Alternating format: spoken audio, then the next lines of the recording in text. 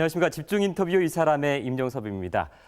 모두가 떠나고 있는 농촌 이곳에서 무일푼으로 땅 한 평 없이 농업에 뛰어들었다가 새로운 성공 신화를 계속 이어가고 있는 젊은 농업인이 있습니다. 수입 기반이라는 거센 파고 속에서 한국 농업의 독립을 이루겠다는 야심찬 계획이 참 신선한데요. 집중 인터뷰 이 사람 오늘 이 시간에는 학사농장의 강용 사장과 함께합니다. 어서 오십시오. 네, 반갑습니다. 예, 그쪽으로 자리하시고요. 네, 요즘 9월 수확의 계절, 가을이 참 무르익어가고 있습니다. 요즘 학사농장에서 가장 많이 재배되고 있는 품목은 어떤 것입니까? 저희 농장은 채소가 주력이기 때문에요. 한 60여 가지 신선한 채소는 매일 볼 수 있고요. 네. 요즘에는 주력으로 이제 벼와 고구마를 수확을 하고 있습니다. 벼와 고구마, 예. 말만 들어도 벌써부터 풍성한 그런 느낌이 전해지는데 그 느낌을 오늘 함께 하실 네 분의 패널 소개합니다. 먼저 성형외과 전문의 신철아 원장 나와 계십니다. 어서 오십시오. 반갑습니다. 광주대학교 장하경 교수와 함께합니다. 안녕하십니까? 네, 반갑습니다. 그리고 전남일보의 정유철 논설위원 나와 계십니다. 어서 오십시오. 네, 반갑습니다. 댄스 스포츠 강사이신 문현아 씨와 함께합니다. 안녕하십니까? 반갑습니다. 네, 이 네 분과 함께 본격적으로 집중 인터뷰 시작하겠습니다. 참 강용 사장을 뵈면은 배짱 좋은 분이다라는 그런 생각이 드는데 제가 서두에도 말씀을 드렸듯이 정말 무일푼으로 땅 한 평 없이 농업에 뛰어들었는데 지금에서야 이런 질문을 드립니다마는 가장 먼저 본인의 손으로 이렇게 거두들인 소득이 얼마였습니까? 그 당시에. 제가 이제 고향이 원래 네. 이쪽이 아니고요. 네. 저기 장흥입니다. 네. 제가 지금 장상에서 농사를 짓고 있는데 맨 처음에 이제 자본금 30만 원을 가지고 그냥 타지기 때문에 땅도 없고 그래서 비닐하우스 20평을 임대를 해가지고 처음 시작을 했었습니다. 네. 그때는 뭐 제가 농업을 좀 공부만 했었지 농업에 대한 전문적인 지식이라든가 현장에서 경험이 전혀 없었기 때문에 벌었다기보다는 손해만 계속 봤었죠. 네. 그러다가 한 1년쯤 그러다가 제가 맨 처음에 그래도 제가 직접 생산을 해서 팔아가지고 손해 진 것이 5천 원이었습니다. 5천 원이요. 예. 뭘 파셨나요, 처음에? 처음에 제가 생산했던 게 무순이라 그래가지고요. 그 무를 이렇게 싹으로 길러가지고 예. 그 김밥이라든지 이런 속에 넣는 주로 일식집이라든가 횟집에서 많이 쓰는 그런 채소였습니다. 비빔밥도 많이 해먹는 그런 예, 재료죠. 예. 그렇다면은 지금의 학사농장의 매출 규모 한 15년 정도가 지났죠? 예. 어느 정도입니까? 지금은 이제 저희들이 품목도 맨 처음에는 무순 하나에서 시작했었고요. 지금은 품목이 한 60여 가지 이렇게 되고 또 여러 가지 유통의 형태를 넓혔기 때문에 약 50억 정도. 사실 그 채소는 가격 변동이 심해서 그 실패하기 쉬운데 채소 같은 품목을 주력 상품으로 정하신 이유가 따로 있으신가요?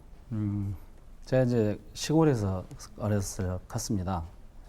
중학교 때 제가 소를 40마리를 길렀거든요. 그래가지고 이제 소를 40마리를 기른다는 게 사실 지금처럼 시설이 현대화됐을 때는 모르겠지만 과거에는 전부 뭐 소를 키우는 건 소똥과의 전쟁이라고 그러거든요. 네. 그걸 삽으로 이렇게 다 퍼가지고 다 이렇게 치우고 했었는데 저는 어렸을 적부터 이제 꿈이 농부였어요. 근데 결국 크게 보자면 축산과 원예와 과수인데 어렸을 적에 이제 소에 제가 조금 지치다 보니까 대학을 졸업하고 농업을 선택해야겠다 그랬을 때 우연한 계기도 있었지만은 가장 손쉽게 또 할 수 있는 게 채소였습니다. 투자라든가 이런 것도 적게 들어간 게 채소였고요. 기술도 그렇게 아주 전문적인 기술이 필요하지 않았다라고 생각을 해가지고 채소를 선택을 했었습니다. 네. 그런데 이제 요즘 나오는 채소들은 그 친환경 채소나 또 유기농 채소들이 굉장히 많이 범람하고 있어요. 그리고 우리 소비자 입장에서는 그런 유기농품들이 과연 믿을만 할 것인가 또는 완전하게 무농약 처리를 한 것인가 이런 궁금증도 있거든요. 근데 그 학사농장에서는 그러한 채소들을 전부 다 정말 어떤 방법으로 재배를 하고 있는지 궁금합니다. 요즘에 이제 제가 가장 많이 듣는 질문이 바로 말씀하신 그건데요. 요즘에 뭐 친환경, 유기재배, 무농약 재배 이런 것 때문에 사실 굉장히 소비자들께서 혼란스러워 하시거든요. 그 개념이 이제 굉장히 복잡한데요. 그냥 친환경보다 유기재배나 무농약 재배는 일단은 안심하고 먹어도 되는 쪽이고요. 친환경이라는 것은 환경 친화적으로 재배를 해 나가는 과정 속에 있는 것을 통틀어 가지고 이제 친환경이라고 우리가 표현을 하죠. 과거에는 이제 우리 농업이 소비자들에게 무조건적인 신뢰를 요구를 했었습니다. 우리 이렇게 열심히 하니까 믿어주십시오. 근데 그것은 이제 중국의 농민도 열심히 하거든요. 미국의 농민도 열심히 하고. 그럼 이제 우리는 무언가 소비자들에게 신뢰 플러스 디지털을 좀 디지털화 시킬 수 있는 거 보여줘야겠다 그래가지고 제가 신조어를 하나 만들었습니다. 에그리 디지털이라고 그래가지고요. 에지털로 제가 만들었습니다. 생산을 하면서 유기농산물이기 때문에 소비자들에게 이것은 확실한 유기농이다 하는 것을 증명을 해줘야 됩니다. 그래서 생산 과정에 대한 모든 기록과 생산 과정에 대한 철저한 검증, 그리고 생산물에 대해서 농약을 사용하지 않았다는 명확한 근거를 제시해줘야 하기 때문에 저희들 같은 경우는 농장 내에 농약을 정밀 분석할 수 있는 분석실이 별도로 준비가 돼 있습니다. 그래가지고 생산 과정 속에서 외부에서 날아 들어올 것까지, 그 다음에 판매 직전, 출하 직전에 다시 한번 농약을 정밀 분석을 해가지고 소비자들에게 그 근거를 디지털화 시켜서 제시를 하고 있습니다. 네, 그렇다 하더라도 소비자들은 유기농법에 대해서 잘 알지도 못하고 또 그러한 그 제품들을 과연 비싸게 사 먹을까 하는 그런 것도 있거든요. 근데 그 강 사장님께서는 하시는 도장에 혹시 농약의 유혹 이런 것들을 어떻게 부딪히셨나요? 그것은 뭐 저뿐만이 아니라 대한민국에서 유기농업을 하는 모든 사람들이 느끼는 걸 것입니다. 아직 뭐 그렇게 100% 우리가 환경 친화적으로 농업을 하기에는 체계적인 유기농업의 정비가 아직 덜 돼 있습니다. 저 역시 뭐 맨 처음부터 농약을 사용하지 않고 농사를 지었던 것은 아니고요. 맨 처음에 제가 뭐 무일푼에 20평짜리 비닐하우스 농사를 지으면서 뭐 지구의 환경을 생각하고 우리 뭐 이런 것까지 생각하면서까지는 시작을 못했었죠. 그러나 이제 솔직히 저는 아무것도 없기 때문에 제가 무엇을 가지고 남하고 경쟁을 할 것인가, 뭐가 도대체 내 경쟁력이 것인가를 생각을 하다가 저는 이제 유기농업을 선택을 했었고요. 선택을 해서 그것을 생산하고 공급하면서 그래도 남보다 조금 더 환경론자가 됐고 그 농약이란 이런 유혹에 대해서는 이제 완벽하게 뿌리치고 있습니다. 그렇게 어렵게 무농약 재배를 한다 해도 사실 소비자들은 그 과정을 알 수가 없잖아요. 그렇다면 그 과정을 소비자들에게 믿음과 신뢰를 줄 수 있었던 학사농장만의 노하우가 있었나요? 아주 쉬우면서도 가장 어려운 부분이 이제 그건데요. 저는 기본적으로 소비자들이 필요한 것을 볼 수 있게 하고 알 수 있게 하는 것, 이것이 저희 학사농장의 가장 기본적인 모토였습니다. 그래가지고 이제 저희들이 이제 나름대로 정해놓은 마케팅 전략이 있는데요. 전 상품의 마약화, 그 다음에 전 소비자의 신도화라는 이런 캐치프레이즈가 있습니다. 신도라는 것은 그냥 종교적 언어는 아니고요. 학사농장에 대해서 절대적으로 신뢰를 할 수 있게 만들자. 그러려면 우리가 모든 것을 보여주고 모든 것을 소비자들이 이해할 수 있게 해야 되겠다 해서 소비자들이 직접 농장에 찾아올 수 있는 그런 기회를 아주 자주 만들었습니다. 예를 들어서 매년 6월 2일을 제가 유기데이라 그래가지고 6월 2일 유기농업, 유기데이라 그래가지고 소비자들이 농장에 찾아와서 그날 하루는 그날의 행사의 테마가 1년에 하루는 유기농산물을 배탈 날 때까지 먹어봅시다. 그렇게 해서 소비자들이 직접 보고 느끼고 체험하고 할 수 있는 그런 기회를 자주 만들었습니다. 또 이제 겨울에는 어느 날 갑자기 배추의 소비량이 떨어지더라고요. 그럼 과연 왜 배추의 소비량이 떨어지겠는가를 봤더니 결국은 공장 김치와 수입 김치였죠. 그래서 소비자들에게 배추의 가장 큰 수요처는 김치이기 때문에 김치를 간편하게 만들 수 있는 방법을 만들어 보자 해서 여러 가지 형태로 농장을 찾아와서 할 수 있는 김장축제라든지 이런 걸 만들었습니다.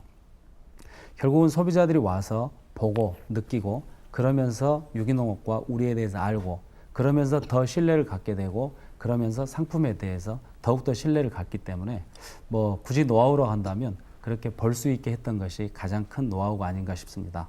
학사농장 저도 이제 가보지는 못했습니다만 말씀 많이 듣고 지금만으로도 상당히 대단하신데 앞으로 뭐 그대로 뭐 안주할 분은 아닌 것 같아요. 새로운 변화도 모색하시고 할 텐데 어떤 모습으로 학사농장을 더 키워보고 싶습니까? 학사농장이라는 뜻은요. 항상 배우면서 일하자 그래서 학사농장입니다. 일사자를 제가 이제 한문으로 썼거든요. 근데 예전에 제가 처음 농사를 시작을 할 때 우연히 TV를 봤는데요. 외국에 있는 농업을 이렇게 홍보를 하더라고요. 근데 그 농민이 양복을 입고 출근을 해서 작업복으로 옷을 갈아입고 퇴근할 때는 양복으로 입고 퇴근하는 그런 모습을 봤습니다. 어떤 양복이라는 특별한 가치를 양복에다 두고 있는 건 아니지만요. 죄송합니다. 우리나라 농업도 이렇게 우리 방금 원장님께서 말씀하셨지만 농민 그러면 주름이 푹 패여가지고 그 약간 그 검어야 되고 이런 우리 농촌 그러면 항상 굴뚝에서 연기 나는 이런 농촌의 모습을 생각하는 게 왜 저는 우리가 이렇게 생각을 해야 되는지를 모르겠습니다. 저는 학사농장을 만들면서 농업을 제 나름대로의 아직 젊기 때문에 꿈이 있다면 농산업으로 육성을 좀 해보고 싶어요.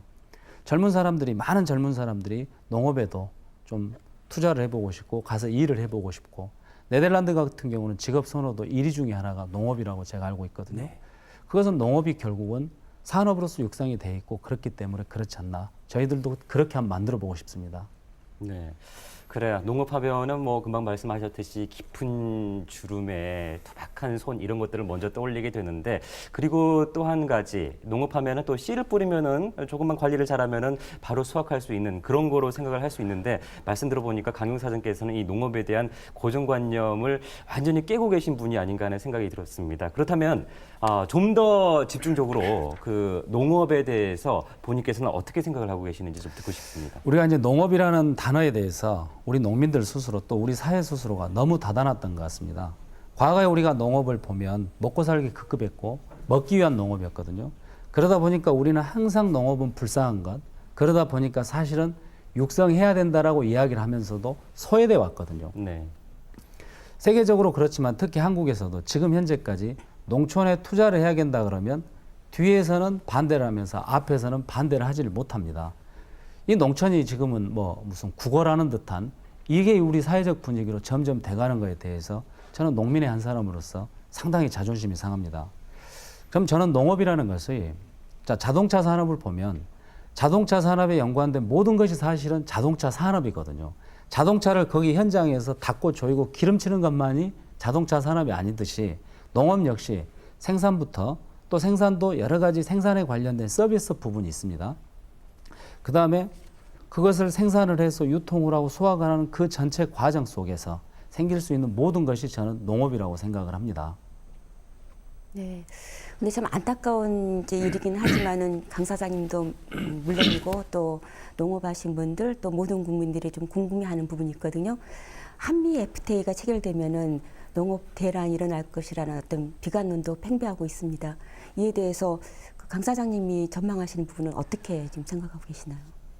굉장히 정책 위반자들이 하셔야 될 답변인 것 같은데요. 저는 농민의 한 사람으로서요. 참 FTA 이야기가 나오면 우리 모두가 사실 농업계에서는 위축되기 마련입니다. 그만큼 한미뿐만이 아니라 세계 여러 나라와 FTA 체결을 했을 때 우리 농민들이 사실은 수혜자가 거의 없다고 봐야겠죠.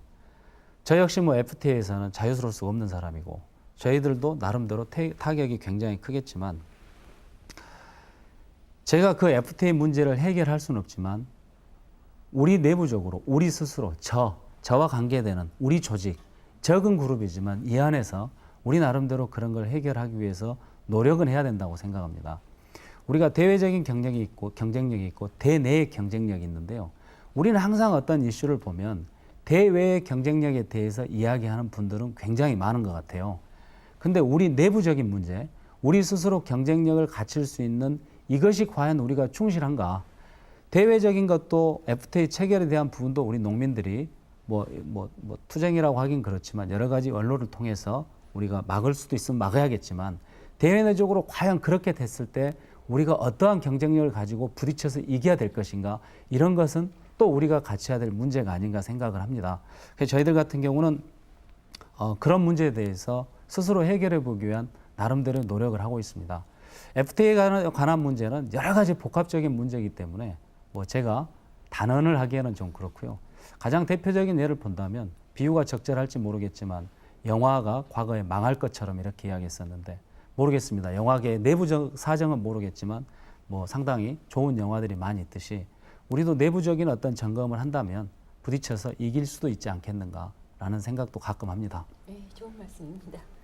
네, 그와 관련해서 강 사장님께서는 한국 농업의 독립 운동가 이런 것을 자처하고 계신다고 들었습니다. 한국 농업의 독립, 강 사장님께서는 어떤 의미로 그런 주장을 하고 계시는지요? 제가 이제 한국 농업 독립 운동 그랬더니 좀 좋게 긍정적으로 받아들이신 분들이 상당히 많고요. 약간 좀 부정적으로 받아들이시는 분도 많은데요. 저는 그 단어의 뜻보다는 정신의 뜻을 좀 찾고 싶습니다. 과거에는 우리나라 농업이요, 얼만큼 생산하느냐는 개념이었습니다. 그 다음에 지금 얼마에 파느냐, 얼만큼 파느냐의 개념으로 접어들었거든요. 농민들한테요, 얼만큼 생산하느냐의 개념하고 얼만큼 파느냐, 이 개념은 굉장히 처절한 겁니다. 생산해도 팔리지가 않는 거죠. 근데 조금 있으면 우리가 얼만큼 생산하느냐 파느냐의 문제가 아니라 농업을 우리가 할 수 있느냐 없느냐는 문제로 접어들 것 같아요. 전자에 이야기했지만 FTA 문제라든가 우리가 농업 경쟁력이 여러 가지 부분에서 그렇게 지금 현재로 봤을 때는 아주 높지는 않거든요. 그러면 우리가 거기에서 부딪혀서 뭐 외국하고 겨뤄서 이길 수 있는 이런 걸 만들어 보자. 뭐 하다 보면 질 수도 있겠죠. 하다 보면 패할 수도 있고 우리가 개방이 돼서 농민의 수가 더 줄어들 수도 있겠죠. 그러나 손 놓고 그냥 당하는 것보다는 우리가 이길 수 있게 한번 노력을 해보자라는 그런 의미입니다. 근데 그 방금도 그런 말씀하셨습니다만 전반적으로 제가 들어볼 때에 학사 농장에서는 그 농업에 대한 마케팅 부분들을 굉장히 강조를 많이 하고 계신 것 같습니다. 아까 말한 것처럼 뭐 마약화라든가 신도라든가 그 농업에는 쓸 수 없는 그런 말까지 쓰시면서 유기대를 만들었다든가 그런 거 보시면은 그 농업에 대한 마케팅 개념이 상당히 깊이 들어가신 것 같습니다. 근데 우리나라 농업을 전체를 볼 때는 유통 분야가 굉장히 취약하고 그 분야에 많은 개선이 필요하다고 생각을 하고 있습니다. 그래서 전체적으로 볼 때에 유통을 포함한 마케팅 부분들이 우리나라 농업에서 어떻게 되어야 된다고 생각을 하고 계십니까? 저는 이제 우리나라 농업에서요, 물론 유통의 부분도 가장 중요하고 요즘에 유통과 마케팅에 대한 부분이 과거에는 농민들이 생산 교육이었습니다. 근데 지금은 농업 교육도 보면 유통과 마케팅 교육으로 굉장히 비중을 두고 있습니다. 그만큼 중요하다는 건데요. 저는 이제 그것보다는 유통의 뿌리는 결국은 생산인데요. 우리나라의 생산과 유통의 밸런스가 먼저 해결돼야 된다고 봅니다. 예를 들어서 이제 저희들이 맨 처음에 시장, 백화점이라는 시장에 처음 입점을 했었습니다. 처음 입점을 했는데 굉장히 좋더라고요. 뭐 판매량도 많고 부가가치도 굉장히 높고. 근데 이제 2달 만에 저희들이 철수를 했습니다. 왜 철수를 했냐면 백화점이라는 시장은 소비자들이 매일 조금씩 와서 사가는 그런 시장입니다. 그럼 그 시장에서는 매일 소비자가 원하는 만큼 그 자리에 그 상품이 있어야 되는데 우리의 생산 방식은, 그 당시에 우리의 생산 방식은 우리가 필요한 만큼 생산을 해서 우리가 키워가지고 생산을 해서 그 다음에 판로를 생각을 했거든요. 그 시장의 유형에 맞게 생산을 했어야 되는데 우리가 생산하고 시장을 찾았었습니다. 그러다 보니까 판매가 되지 않고 공급을 할 수가 없었죠. 백화점이라는 시장이 있음에도 불구하고 저희들은 생산을 해서 공급을 할 수가 없어서 결국 2달 만에 저희들이 철수를 했습니다. 그래서 이제 그 이후에 백화점 시장을 저희들이 명확하게 조사를 해가지고 그 유형에 맞게 매일 조금씩 생산될 수 있는 시스템으로 생산 방식을 바꿨습니다. 그렇게 해가지고 상당히 많은 백화점이나 할인점에 저희들이 우리 직접 판매할 수 있는 코너를 만들었고요. 그러다 보니까 유통의 문제는 사실은 굉장히 자연스럽게 해결이 될 수 있었던 거죠. 유통의 문제, 생산의 문제, 마케팅의 문제, 이게 결국은 따로 있는 게 아니라 전체가 밸런스가 맞아야 되고 그것의 가장 중요한 뿌리는 저는 생산이라고 생각을 합니다. 네. 그렇다면은 그 생산이 가장 큰 뿌리라고 생각을 하셨는데 생산 시스템에서도 어떤 철학을 가지고 계실 것 같아요. 우리의 생산 방식은요, 불행하게도 뭐 과거의 역사로 거슬러 가지 않더라도 지금 여러분들께도 아시지만 굉장히 소농입니다. 소규모로 이렇게 농사를 짓다 보니까 어떤 뚜렷한 시장에 대해서 대응하거나 시장을 만들어 나가기보다는 그저 생산해서 공판장에 판매하는 이런 거죠.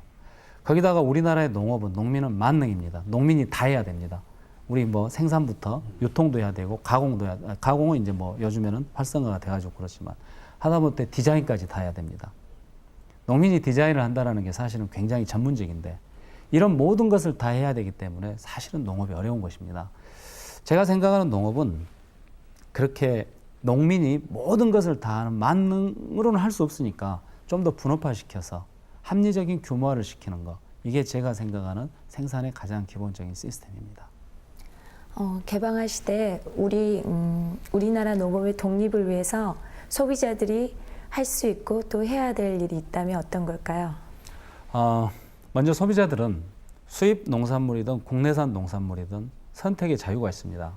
수입 농산물이 우수하다고 훌륭하고 가격이 싸다면 당연히 그쪽을 선택을 해야 될 겁니다. 저는 그건 소비자의 권리라고 생각을 해요. 그러나 제대로 알고 우리 농산물을 제대로 알아줬으면 하는 것은 제가 항상 가지고 있는 바람입니다.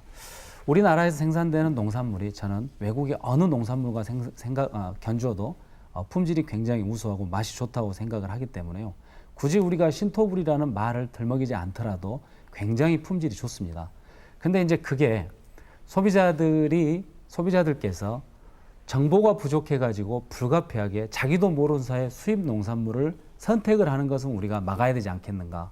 그래서 소비자들에게 할 수 있는 가장 중요한 일은 생산물의 그 식품의 정보를 정말 올바르게 관심 있게 봐주십사 하는 것은 제가 꼭 부탁을 좀 드리고 싶습니다.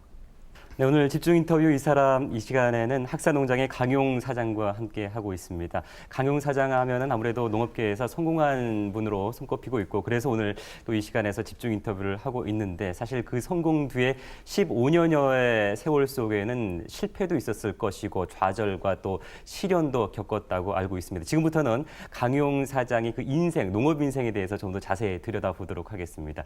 그 농부의 아들로 자라셨다고 말씀을 하셨어요. 네. 네. 제가 어렸을 때요. 이제 저희 집에서 농사를 꽤 많이 지었습니다. 그 논을 약 30마지기 정도, 밭 뭐 10여 마지기, 그리고 소를 한 40마리 정도. 초등학교하고 중학교가 저희 집에서 걸어서 한 5분 거리였어요. 네. 근데 지각을 제가 굉장히 제일 많이 한 편이었습니다. 아침에 일어나면 저희들은 소 이렇게 밥 주고 네. 똥 치우고 또 방학 되면 어김없이 밭에 논에 나가서 일하고 농약하고 제가 유기농업을 하게 된 계기 중에 하나도 저희 아버님은 그 당시에 이제 다수학 위주였지 않습니까? 농약을 왜 하는지 모를 정도로 농약을 사실은 그때 제가 일하기 싫어서 그런 느낌을 가졌는지도 모르겠는데 많이 했었어요. 그러다 보니까 제가 이제 농업을 시작해서 여러 가지 사정 때문에 이유 때문에도 그랬지만 농약을 하지 않는 그런 계기도 사실은 거기서 조금 있었습니다. 네.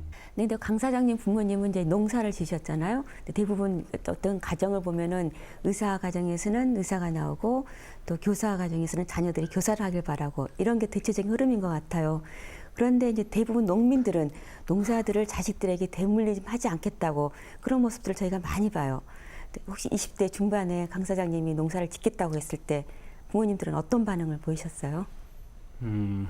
제 꿈이 어려서요. 예. 농부하고 탤런트였습니다. 농부하고 탤런트요? 예. 네. 그러다가 제가 이제 농부의 길을 택했는데요. 방금 말씀하셨다시피 대한민국 농부의 아버지 중에서 자식이 농사 짓겠다고 했을 때 찬성하는 분은 아마 제가 생각할 때도 99.99% 없을 겁니다. 저희 아버님 역시도 상상 이상의 반대를 하셨습니다. 굉장히 심하게 반대를 하셔가지고 뭐 호적을 파가라고 할 정도로. 네. 실제로 저희 아버님도 제가 맨 처음에 운막을 짓고 이렇게 그 농사를 지을 때 잠깐 한번 다녀가시고 그로부터 7년 뒤에 제가 하시는데 처음 오셨었습니다. 네. 그 정도로 이제 심하게 반대를 하셨는데요. 제가 이제 하도 반대를 심하게 하셔서 중간에 그 다른 곳에 취직을 좀 하라 그래가지고 한 15일을 고민하다가 이제 아버님께서 말씀하신 거기에 취직을 하겠다라고 말씀을 드렸었습니다. 근데 이제 그 다음날 바로 전화가 오셨더라고요. 기다리다가 어제 뽑았다고요. 그래서 내가 이 일이 내 천직이구나. 그래서 이제 다시 계속하게 됐죠. 네. 그런 부모님들의 정말 강력한 반대인데요. 반대를 물리치면서까지 그렇게 농업에 뛰어들 만한 어떤 확신이 있었나요? 사실 솔직히 말씀드려서 확신은 없었습니다. 그냥 제 꿈이 농업이었고 그때는 사실 좀 막연했었어요. 막연했었는데 그래도 한편으로 그냥 제가 이걸 해야겠다. 그냥 해야겠다라는 그런 생각이 굉장히 좀 강했었던 것 같아요. 실제로 이제 중간에 일을 하다가 제가 폭설에 한번 무너지고 굉장히 좀 심하게 좌절을 했던 적이 있습니다. 이제 우리 농업에서 그냥 내가 일을 했다가 망하면 그냥 망했다 우리가 저는 이렇게 표현을 하고 빚까지 내 가지고 망하면 쫄딱 망했다 이제 이렇게 표현을 하는데요. 제가 그 당시로서는 처음으로 확장을 좀 해야겠다 그래가지고 돈을 빌려서 그때는 보조라든가 융자라든가 정부하고는 전혀 저는 상관이 없지 비닐하우스를 지었는데 짓는 완공한 날 저녁에 이제 무너져 버렸어요. 네. 눈이 많이 와가지고.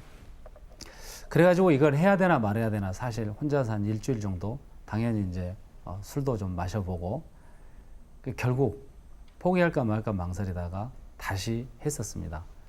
그때 뭐 이걸 하면 대단히 성공을 할 것이다 하는 뚜렷한 확신은 사실 없었지만 그냥 해야 된다 하는 이런 생각이 굉장히 많이 들었습니다.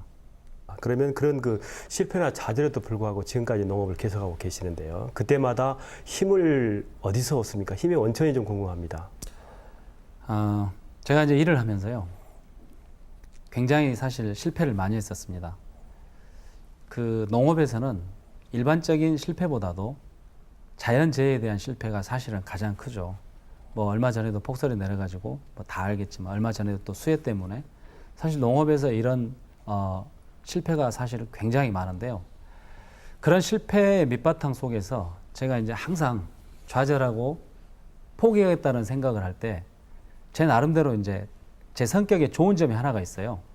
뭐 제 성격 자랑을 하기는 좀 그렇지만 저는 좌절을 할 때 남보다 늦게 좌절을 하는데 좌절할 때 사실 굉장히 심하게 합니다. 굉장히 심하게 한데 대신 좌절하고 나서 다시 굉장히 또 빠른 속도로 회복을 해가지고 다시 또 현실에 다시 되돌아가죠. 그러니까 남들보다 조금 더 끈기가 있다 그럴까요? 그리고 과거에 제가 이제 항상 어려울 때 생각하는 이야기가 하나 있는데요. 그 미국의 서부 개척 시대의 금광 이야기. 금맥 파다파다 안 나와서 고물상에다 장비 그대로 넘기고 갔는데 고물상 주인이 30cm 더 팠더니 그거 다 회수하기 전에 수거하기 전에 30cm 더 팠더니 노다지가 나와가지고 부자가 됐더라는. 그래서 제가 이제 포기를 해야겠다라고 생각을 할 때 항상 그 생각을 합니다. 여기서 30cm만 한 산만 더 파면 되는데 내가 포기하는 게 아닌가. 뭐 그런 생각을 많이 하면서 제 스스로 위안을 많이 삼았었습니다. 여러 가지 일을 해오면서 인생에서 거둬온 수학 중에 가장 값진 것이 있었다면 어떤 걸까요? 이제 보통 이런 인터뷰를 할 때 그런 걸 물어보면 이제 뭐 아내 막 이렇게 네. 근데 제가 아직 뭐 인생이라고 하기에는 인생에서 뭐 어떤 걸 값진 걸 얻었다고 하기에는 솔직히 저는 아직 제가 굉장히 젊다고 생각을 하는데요. 그러나 그 중에서도 제가 가장 값지게 생각하고 세상에 대해서 고맙게 생각하는 게 제가 일을 하면서 많은 어려움도 있었고 그랬지만 또 그에 못지않게 많은 사람들의 도움이 있었습니다. 뜻하지 않는 곳에서 뜻하지 않게 많은 사람들이 도와줬었는데 그런 것이 이제 가장 기본적으로 저에 대한 신뢰가 아니었는가 생각을 합니다. 제가 지금까지 제 살아온 것 중에서 가장 중요하고 가장 소중하고 가장 제가 얻은 것이 있다고 생각한다면 사람들에게 신뢰는 그래도 많이 얻었구나 하는 생각을 합니다. 자녀는 몇 분이나 되셨습니까? 제가 둘입니다. 네. 그럼 자녀분들에게도 농업을 가업으로 전수하고 싶으십니까? 그것도 상당히 어려운 질문인데요. 네. 제가 생각하는 좀 더 완성된 농업이라면 저는 그렇게 하고 싶습니다. 근데 완성이 되지 않은 저는 농업에 대해서 상당히 완성이 필요하다고 생각을 하고 지금 그 과정이라고 생각하는데요. 네. 지금 같은 농업이라면 아직도 저는 미완성이라고 생각하고 지금 같은 농업이라면 저 역시 자식들에게 과연 물려줄까 하는 생각을 합니다. 그러나 좀 더 완성시켜서 그렇게 될 수 있도록 만들겠습니다. 네, 그래도 가장 안 되는 게 자식 농사라는 말을 많이 하는데 예, 그런 생각을 가지고 계시는군요. 자, 이 강용 사장 같은 분들이야말로 정말 우리나라 농업의 희망을 일궈가고 있는 분이 아닌가 하는 그런 생각이 듭니다. 자, 그런데 우리 농업은 그 개선만으로는 안 된다, 혁명이 필요하다라고 말씀을 하셨어요. 그 혁명이라는 거는 어떤 거를 의미하는 겁니까? 혁명이라고 하기에는 좀 과격하고요. 저는 혁신이라는 말을 꼭 하고 싶습니다. 요즘에 이제 혁신 하는데요. 저는 혁신의 사전적 의미가 굉장히 좋다고 생각합니다. 뭐 제도나 방식, 관습 이런 걸 고쳐 나가자는 게 혁신인데요. 저는 우리 농업에 지금이야말로 과거처럼 시간이 좀 더 있고 FTA라는 말이 나오기 전이고 WTO는 나오기 전이고 우루과이 라운드라는 말이 나올 때쯤이었다면 벌써 그게 뭐 십수년, 한 20년 가까이 돼가는 것 같은데요. 그때라면 우리가 조금 고쳐서 하는 개선으로서 농업이 옳은 길로 갈 수 있었다고 생각을 합니다. 근데 지금은 농업은 이미 변해버렸거든요. 우리의 경쟁 상대도 변했었고 이미 변했기 때문에 그것을 단지 개선을 가지고 우리가 해 나갈 수 있다는 것은 굉장히 무리가 있습니다. 우리가 농업을 발전할 수 없는 여러 가지 부분 중에 제도라든가 우리 스스로의 관습이라든가 이런 모든 부분들이 있기 때문에 한쪽 부분이 아니라 생산부터 가공, 유통, 소비자들 모든 부분까지 다 가는 이런 부분들, 이런 부분들을 총망라해서 하나하나를 좀 묶고 개선을 시키고 이런 전체를 다 이렇게 하려면은 단순한 개선 갖고는 되지 않는다는 그런 의미입니다. 그 경쟁력 있는 농기업을 육성해야 한다는 주장을 계속 해오신 것으로 알고 있습니다. 그래서 농기업 육성이 수익 개방에 그 맞서서는 하나의 대안이라고 생각을 하신가요? 농기업을 육성하는 게 수익 개방에 완벽하게 대응할 수 있는 건 아닌데요. 저는 수익 개방의 주체는 두 가지라고 생각합니다. 하나는 국가고 하나는 농업인이죠. 근데 국가라는 주체는 있는데 우리나라는 수익 개방에 대응할 수 있는 주체가 사실은 없습니다. 외국에서 수익 개방이라 하면 외국에서 우리나라에 농산물이 수입된다는 건데요. 여러분들 잘 아시겠지만 외국에서 우리나라로 농산물을 수출하는 업체들은 농민이 아닙니다. 농기업이죠. 여러분들 잘 아시는 그런 우리 모두들이 다 잘 알고 있는 그런 다국적 큰 회사들인데요. 과연 그 기업들이 농기업들이 우리나라에 수출을 하는데 우리가 거기에서 전략적이건 어떤 방식으로 있는지 대응할 수 있는 주체가 과연 있냐라는 거죠.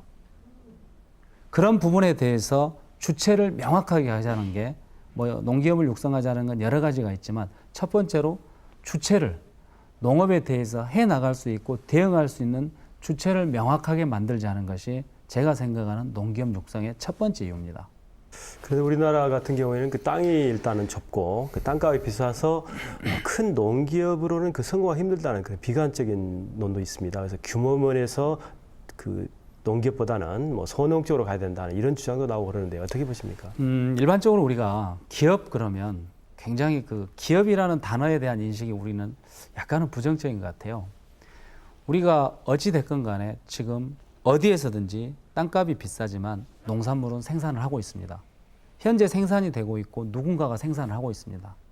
땅값이 싼 곳에서는 사람이 없기 때문에 생산을 잘 하지를 않습니다. 물론 아직은 그래도 좀 하고 있지만요. 농기업 육성이라는 것은 그걸 꼭 기업화 시켜가지고 어떤 일반적인 어떤 우리 기업보다는 그걸 묶는 것입니다. 묶어가지고 좀 체계적이고 조직적이고 이런 걸 만들어 가자는 게 농기업입니다. 15년간 경험 속에서 정말 전문적인 농업 기업인이라고 할 수 있죠. 나름대로의 그 학사 농장의 이름에 걸맞는 그런 많은 전문적인 어떤 견해들을 가지고 계시는데요. 이제 그렇다면 그 중국이나 서구의 지금 전략적인 농업 기업 형태죠. 그런 것들에 대응할 만한 우리나라의 그 한국형이라면 그렇게 한국형이라 할 수 있는 한국형 농업 기업은 어떤 형태가 된다고 나름대로 생각하시는 부분이 있습니까? 우리가 지금 이제 농업에 대해서 우리나라의 위협적인 나라를 꼽으라면 가장 갇혀 있는 중국, 그다음에 미국, 남미, 그다음에 동남아시아, 그다음에 이제 농업 선진국을 꼽으라면 이스라엘, 네덜란드 이런 데를 꼽습니다. 저는 이런 우리가 많은 해외 연수를 가고 농민들뿐만이 아니라 농업 관계자들이 해외를 벤치마킹해서 가는데요. 각 나라의 그런 장점들을 우리가 모으면 저는 충분히 경쟁력 있는 그런 어떤 농업 구조가 되지 않을까 생각을 해보는데요.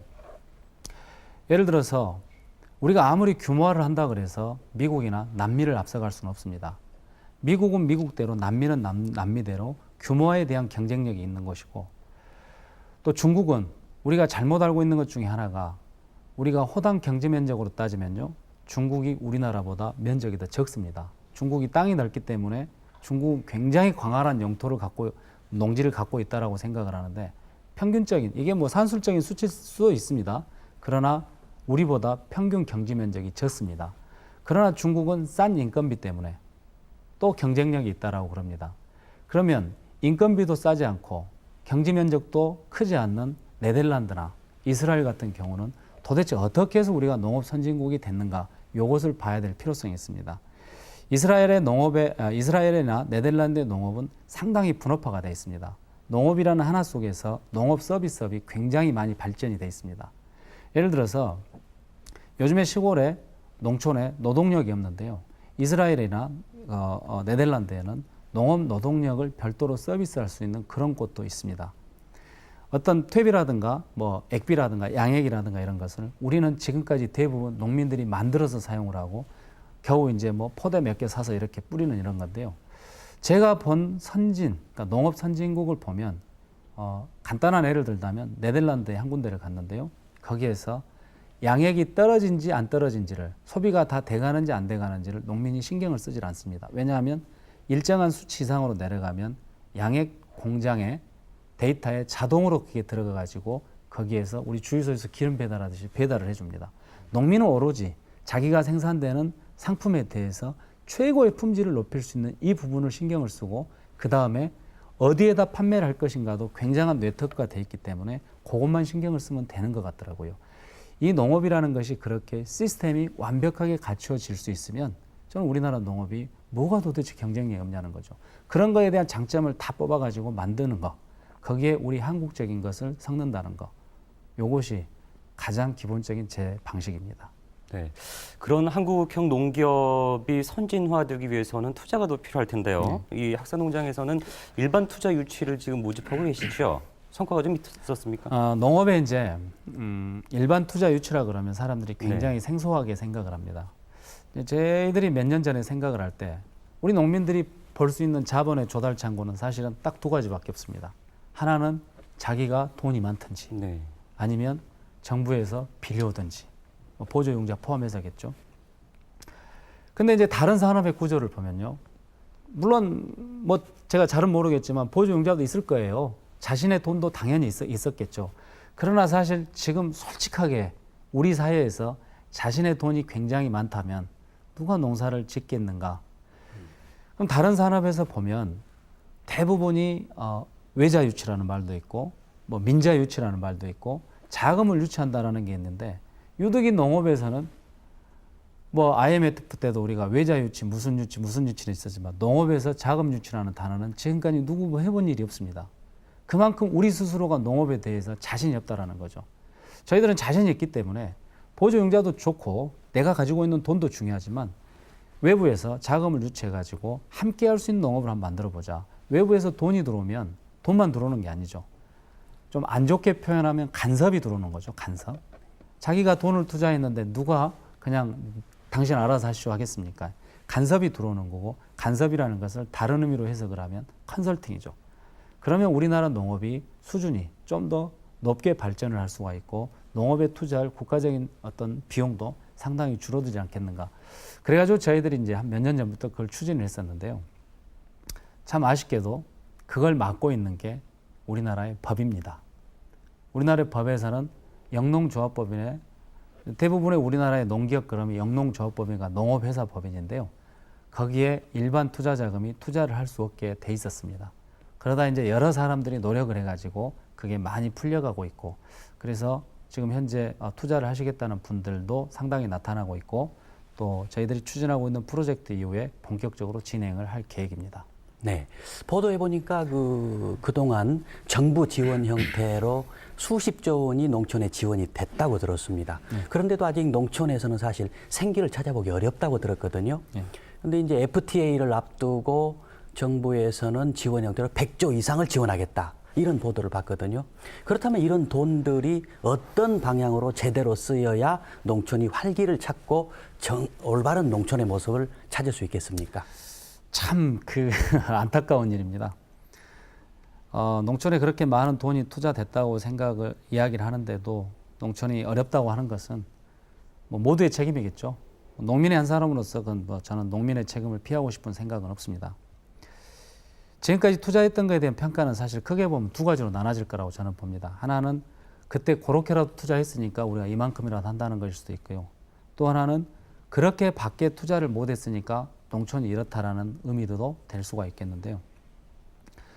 저는 이 투자에서 100조든 10조든 간에 가장 선행돼야 될 게 있어야 된다고 봅니다. 가장 선행돼야 될 게 뭐냐면 농업에 대해서 제도가 분명해져야 됩니다. 방향이 분명해져야 됩니다. 우리나라 농업이 과연 지금 현재 10년 계획, 20년 계획을 세우면서 어떤 뚜렷한 지표를 놓고 그쪽을 향해서 가고 있는가. 그쪽을 향해서 가고 있으면서 투자가 선행이 돼야 되지 그냥 투자가 된다면 저는 그것은 좀 문제가 있지 않은가. 과거처럼 단순한 논리의 그런 방향보다는 지금은 많은 시대가 상황이 변했기 때문에 좀 더 뚜렷한 목표를 정해야 되지 않겠는가. 네.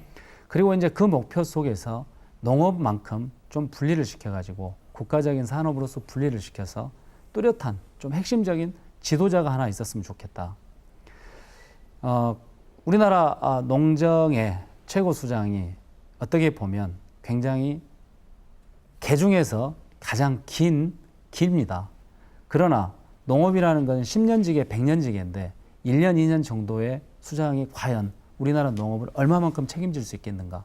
저는 농업을 좀 분리시켜가지고 10년, 20년의 미래를 놓고 좀 투자를 했으면 하는 생각을 아주 많이 합니다. 뭐 우리 가까운 해로 월드컵 때 뭐 히딩크 이야기는 누가 뭐 말하지 않더라도 지도자 한 사람의 위력을 보여주는 거고요. 한국 농업에서 가장 중요한 것은 제대로 된 방향과 그게 걸맞는 지도자가 있고 그 다음에 저는 투자가 돼야 된다고 봅니다. 네, 그 투자와 관련해서 말씀하시니까 생각나는 게 있는데요. 정부에서는 그 경쟁력 있는 엘리트 농업 법인을 중점적으로 육성을 해야 된다 하는 그런 의견이 있는가 하면 뭐 대다수 소농을 보호하지 않으면 농촌 기반이 무너진다 하는 그런 의견. 그래서 이제 아직까지 그 정확한 방향을 못 잡고 있는 것 같습니다. 강용사님께서는 어떤 것이 더 현실적이라고 보고 계십니까? 저는 그 현실적인 것이요. 지금 우리 상황을 살펴보면 저는 굉장히 잘할 수 있지 않을까 생각합니다. 우리가 과연 지금까지 5,000년 농업의 역사상 뭐 5,000년쯤 될 거라고 생각하는데요. 언제 우리가 기업농을 했다라는 이야기를 혹시 들어보신 적이 있으실까요? 우리나라는 제가 생각할 때는 기업농, 과거의 그 소작농 개념의 지주 개념이 기업농 말고요. 그건 기업농이 아니라 지주였죠. 기업농이라는 것에 대한 이해가 우리가 기업 그러니까 굉장히 좀 잘못된 것 같아요. 기업농이라는 것은 그런 소규모의 농가들이 미약한 힘을 보태가지고 하나의 어떤 단결된 힘을 가지고 조직을 키워서 체계적인 생산과 체계적인 유통, 그 다음에 체계적인 마케팅을 통해서 공동 생산과 공동 판매를 하기 위한 조직입니다. 과거에 우리가 다수학 시절에도 동네 창고에 보면 공동 생산, 공동 판매라는 말이 있었습니다. 근데 그것이 어느 날 갑자기 이제 영농조합법인 농기업이란 말로 바뀌다 보니까 기업이란 말에 굉장히 거부감을 갖는데요. 그건 소농들의 모임, 집합체고 그 소농들이 경쟁력을 갖춰서 나가자는 것이 기업인데 그것을 농기업, 소농, 농기업이 육성되면 소농이 잘못된다는 이것은 저는 굉장히 좀 문제 있는 지적이라고 생각을 해요. 소농이 곧 농기업입니다. 농기업이 구성원이 소농입니다. 우리나라는 어차피 농업의 구성비가 평균으로 따지면 3,200-300평 정도 되는 소농이죠. 네, 오늘 집중 인터뷰 이 시간에는 농부의 아들로 태어나서 대학에서 또 농업 관련 전공을 하고 또 한국 농업의 미래를 책임지고 있는 학사농장의 강용 사장과 함께 있는데 우리 패널 네 분께서는 오늘 이 시간 한국 농업의 미래를 좀 읽으셨는지 모르겠습니다. 한 분 한 분 소감 듣고 가겠습니다. 먼저 신철호 원장께서 한 말씀 네, 해주시죠. 오늘 강용 사장님 청년 정신을 본 것 같습니다. 네. 새로운 미래의 패러다임 모델을 제시해 주셨거든요. 그건 정말 대단한 것입니다. 이제 우리 사회의 이런 갈등 이런 것들이 너무나 빠르게 변화하는 그런 사회 구조를 제도나 생각에 따라가지 못해서 생기는 충돌 때문에 발생한다고 저는 보고 있거든요. 그래서 새로운 변화, 미래의 상태를 읽어낼 줄 알고 과거의 낡은 패러다임을 버릴 줄 알고 그래서 창조적인 미래를 살아갈 모델을 만들 수 있을 때에야 그 변화된 사회가 우리를 받아들여서 품에 안을 거라고 생각을 합니다. 그래서 오늘 이런 프로그램은 우리 청소년들이 좀 많이 봤으면 좋겠습니다. 그러게요. 도전 정신, 창조 정신, 또 그 자유 청년 정신, 거기에 실천력까지 보여주셨거든요. 청소년들이 앞으로 살아가면서 성공할 수 있는 그런 덕목들을 다 보여주셨습니다. 고맙습니다. 네. 자, 그리고 저는 이제 늘상 채소를 구입하는 사람은 전데 채소를 직접 농작물을 경작하신 분을 저는 처음 뵀거든요. 그 채소들이 책처럼 귀하게 느껴집니다. 아까 슬쩍 이제 강 사장님께서는 인생의 가장 값진 것 중에서 아내 부분을 살짝 지나가셨는데요. 주위 분들이 신뢰하고 굉장히 많은 도움을 주신 것은 그 아내 옆에서 있는 숨은 아내의 그 조력자의 힘도 굉장히 컸었을 것 같아요. 그래서 앞으로의 모든 여성들은 농촌으로 시집가도 되겠다. 그런 밝은 희망을 해봅니다. 네. 고맙습니다. 그리고 정희철 논설위원께서도 한 말씀 하시죠. 네, 우리 농업에 대해서 우리가 비관적인 생각을 많이 하게 된 것은 농업에서 성공한 모델이 없었기 때문에 그렇습니다. 그런데 오늘 성공한 모델을 제시를 해주셔서 그 부분에서 저희는 상당히 공감을 많이 하고 앞으로 농업에도 희망을 찾겠다는 그런 기대를 해도 될 것 같습니다. 아까 말씀하실 때에 농업 분야에서도 히딩크와 같은 그런 사람이 필요하다고 말씀하시고 또 기다린다고 하셨는데 기다리실 필요까지는 없을 것 같고요. 본인이 스스로 그런 역할을 앞으로 더 많이 해주시면은 우리 농업에도 더욱더 많은 희망이 솟아나올 거라고 생각을 합니다. 감사합니다. 네. 그리고 끝으로 문일환 씨.